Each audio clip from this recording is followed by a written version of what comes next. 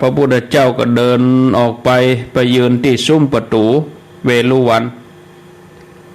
แล้วก็ฮือโอวาทแก่คนทั้งหลายว่าท่านทั้งหลายอย่าโศกเศร้าเลย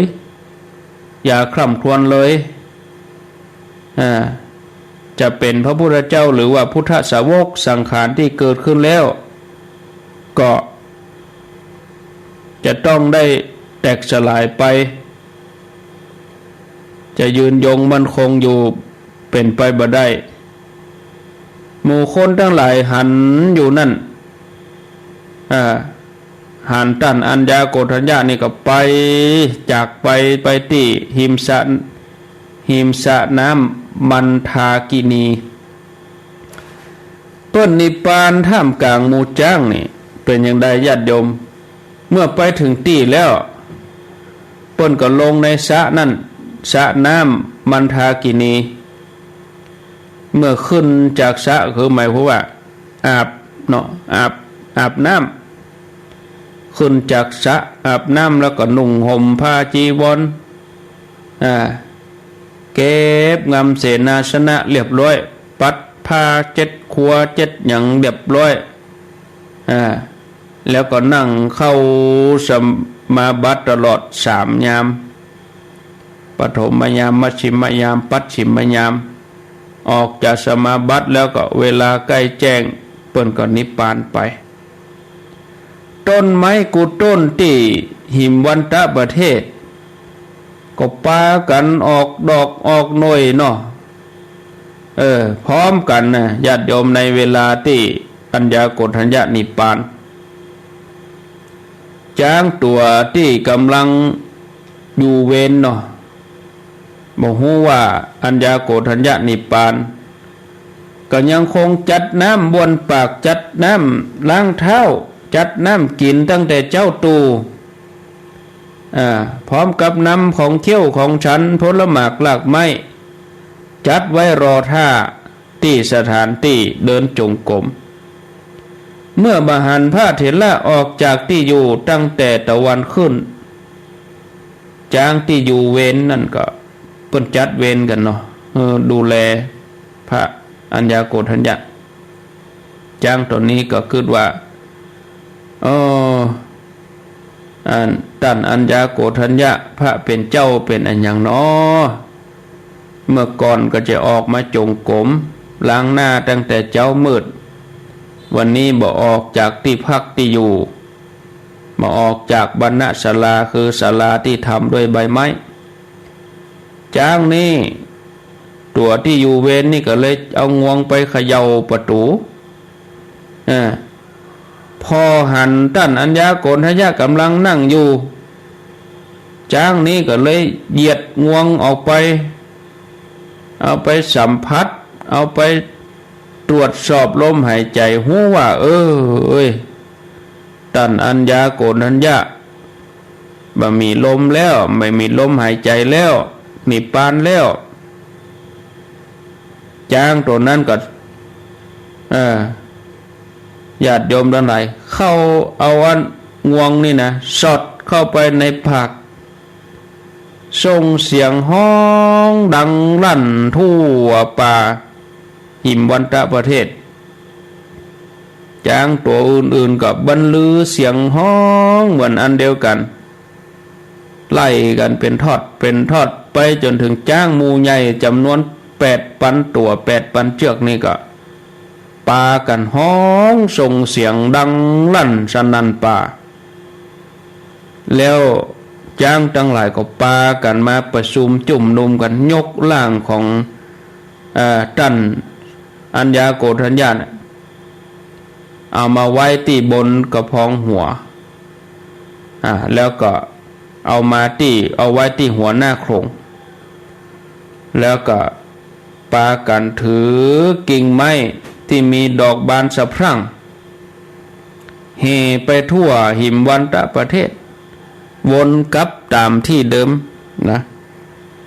ครั้งนั้นท้าวสกเทวราชก็ปรึกษากับวิษณุกรรมเทพบุตรวิษณุกรรมเทพบุตรนี่หมายถึงเทวดาที่มีความสามารถในการสร้างการแปลงนี่กะบัดเดี๋ยวนี้ท่าน ท้าวสกะเทวราชก็ว่าป่อเฮ้ยป่อไอ้เบาของเฮาเนี่ยนี่ปานไปแล้วเฮาจะทำการสักการะวิสุกรรมเธอจงเนรมิตเรือนยอดขนาด9 โยชน์ทำจากรัตนะทุกอย่างเนอวิสุกรรมเมื่อวิสุกรรมได้รับบัญชาอย่างอันก็ทำตามบัญชาจัดให้ร่างของท่านอัญญาโกฏัญญะอยู่ในเรือนยอดให้จ้างหมู่นั้นยกเรือนยอดขึ้นไปศรัทธาญาติโยมท่านทั้งหลายประดับตกแต่งอย่างดีนะโมอากาศเทวดาคือเทวดาที่มีวิมานในอากาศก็ฮับเอาเรือนยอดนั่นจากงวงจ้างหมู่นั้นแล้วก็ไปสู่ที่สาธุกีฬาแสดงความเคารพต่อจากนั้น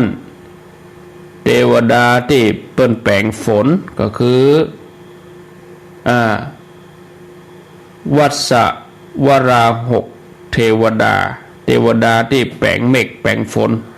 ก็ฮับต่อส่งต่อไปให้เทวดาทำความเย็นเทวดาทำความเย็นก็มอบให้เทวดาที่ทำลมไปจนถึงจันทร์จตุมหาราชจันดาวดึงส์ส่งกันเป็นทอดนะส่งกันเป็นจันเนี่ย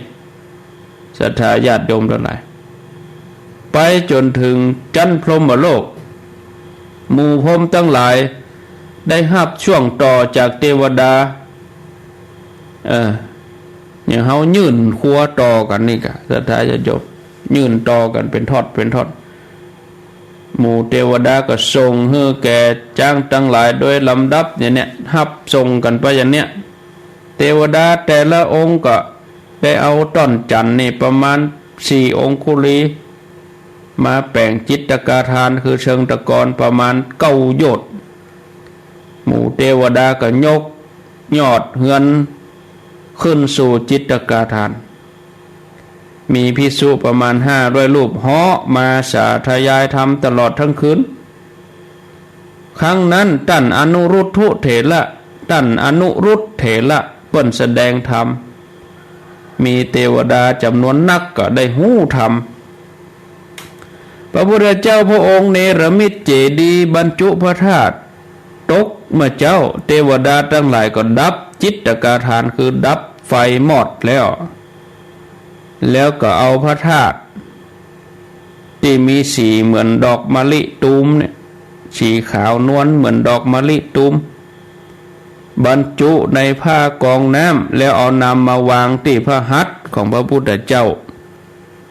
นะขณะที่พระองค์เสด็จออกจากซุ้มประตูพระวิหารเวรุวันพระพุทธเจ้าพระองค์ก็ทรงหับผ้ากองน้ำที่บรรจุพระธาตุของท่านอัญญาโกฏัญญะแล้วพระองค์ก็เหยียดพระหัตถ์ไปที่แผ่นดินทันใดนั้นก็เกิดเจดีย์เนี่ยเหมือนฟองเงินฟองน้ำที่แทรกขึ้นมาบนแผ่นดินพระองค์ก็ทรงบรรจุพระธาตุในเจดีย์ด้วยพระหัตถ์ของพระองค์เองว่ากันว่าเจดีย์นั้นปัจจุบันก็ยังมีอยู่อีกนะอันหนึ่งกระดูกของพระอรหันต์ในห้องว่าพระธาตุส่วนกระดูกของพระพุทธเจ้าห้องว่าบรมธาตุหรือว่าบรมสารีริกธาตุเอาจบไปสำหรับท่านอัญญาโกฏัญญะยาวเหมือนกันนะกับอัญญาโกฏัญญะนี่พุทโธปอจะ2-3 ติดละวันพวกจะพระวัปปะอยู่ในกลุ่มของปัญจวัคคีย์ทั้ง5โกฏัญญะวัปปะภัททิยะมหานามะอัชชิเอากลุ่มมหาเถระนี่ก่อนเนาะเอากลุ่มมหาเถระนี่ก่อนปัญจวัคคีย์ทั้ง5นะพอเวลาแล้วก็5:52 นาทีวันนี้บ่มีรายชื่อกันน้ำกับไฟบ่ได้อ่านก็มีเวลาวางสายมีโยมคนหนึ่งโทรมา อาตมาโทรมาก็จะถามอันนั้นอันนี้ก็บางทีโยมโทรก็ต้องพอเวลาด้วยเนาะอาตมาว่าอาตมามีการก็จัดให้ตอบติ๊กๆเขาจะเอานะจะหู้นะก็ตึงว่ามีการอยู่โยมบ่เข้าใจนะเนี่ยใครหู้เรื่องกรรม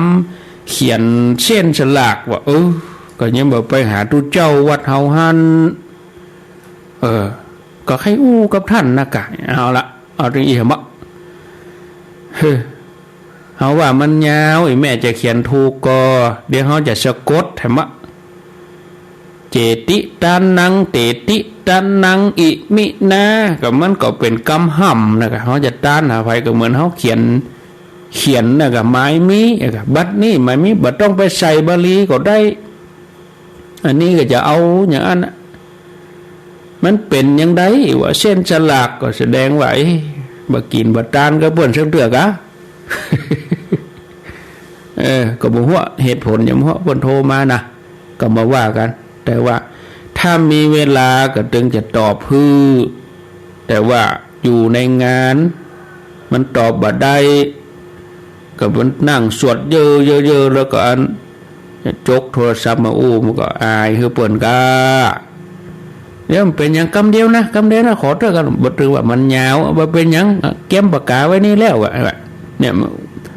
บ่เข้าใจอีเนาะคนเฮานี่มันแปลกเปิ้นคือเข้าใจกันยังบ่เข้าใจเตื้อถ้านั่งอยู่วัดบ่ได้นี่ก็จะตอบฮืออยู่จะฮืออยู่กะนะก็เป็นอย่างอ่ะเด้ออันนี้เส้นฉลากเพิ่นมีขายหรอร้านสังฆทานน่ะในเวลาวัดไหนจะทานเพิ่นพระครูบาอาจารย์กรรมการวัดเพิ่นถึงบริการให้รู้เส้นเนี่ยมาเอาเส้นที่วัดเด้ออย่ามันบ่ใจยากแล้วเฮาโทรมานี่มันเชี่ยงกะโทรศัพท์เท่าใดมันนั่งจะเป็น5นาทีพุ่นน่ะอันอาจจะ100คนมันก็จะมีคนเนาะที่บ่ฮู้เรื่องนี่นะเจริญปนท่านพระครูอยู่ที่ไหนครับผมปวดหลวงน้อยนะครับปวดหลวงน้อยครับกันผู้ก็ฟังแถมโตนหนึ่งองค์หนึ่งฟังของว่าขั้นรายการเนาะมันไปเสียบรรยากาศไปเห็นไหมคนมันบ่เข้าใจฟังซึ่งวันนะจะบ่ฮับเด้อก็บุญมายุ่นอยากฮับได้สาระได้ฮับแล้วก็บ่อยากเนาะจังว่าได้กับบางทีเขาก็ต้องเป็นแบบเป็นแนวเขาได้ฮู้พ่องเนาะคนเฮาบางทีวันพูดเรื่องสวานี่ผมโทรมามันก็บ่คิดนะกะโทรมาก็จะถามเพิ่นว่าสงไข่ปลายแสนหากับมันเหมือนจะเดี๋ยวเขียนไว้เดี๋ยวถามปุ๊บนะเดี๋ยวจะตอบปุ๊บฮะเนาะรอฟังมันเหมือนบอกคือยงเปรียบเทียบพอเนาะวันปุ๊บนะเด้อมุทนาขอบคุณครับส่งไข่ปลายแสนมหากับเห็นเนาะมีเข้ามา09983663222อีกอะถ้าบอกเบอร์อย่างนี้นี่โทรมาเตอบอกว่าอย่างนะ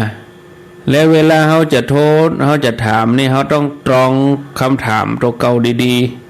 ๆถามแล้วมันคนอื่นได้ประโยชน์ก็ไม่ใช่ถามเพื่อจะเอาประโยชน์ตัวเองอย่างเดียว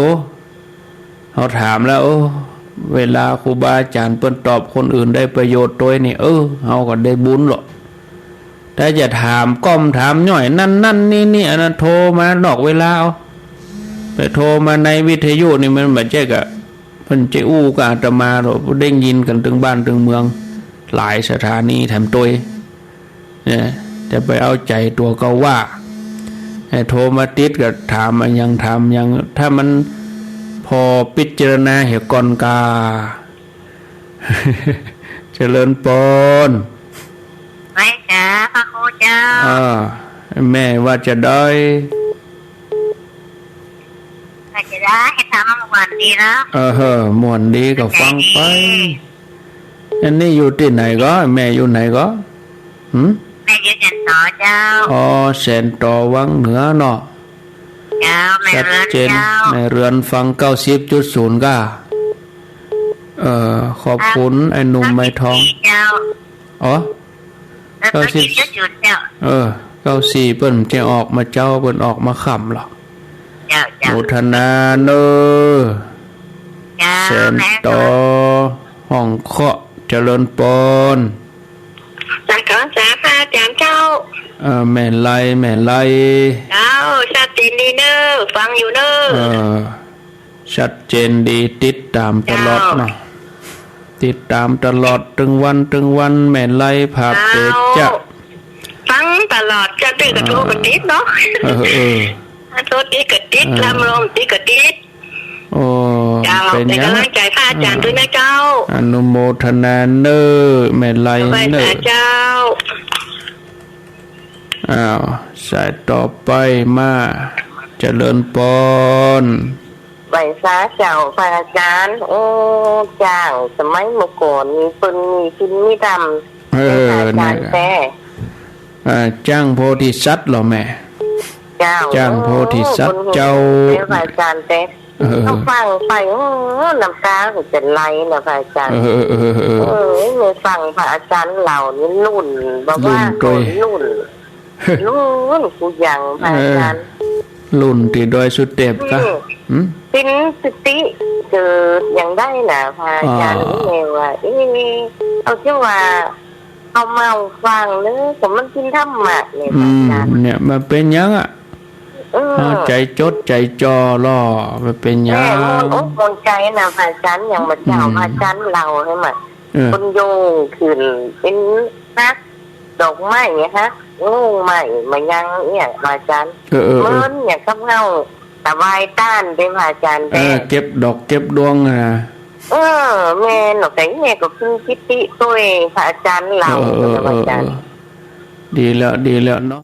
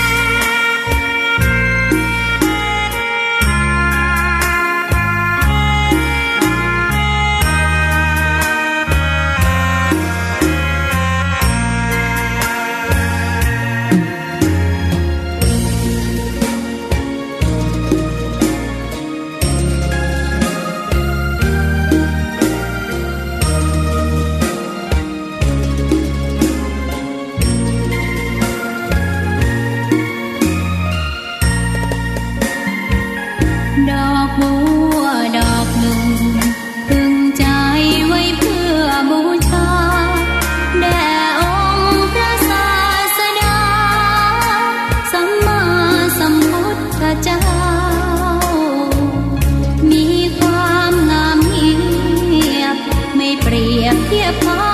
เทียบเรา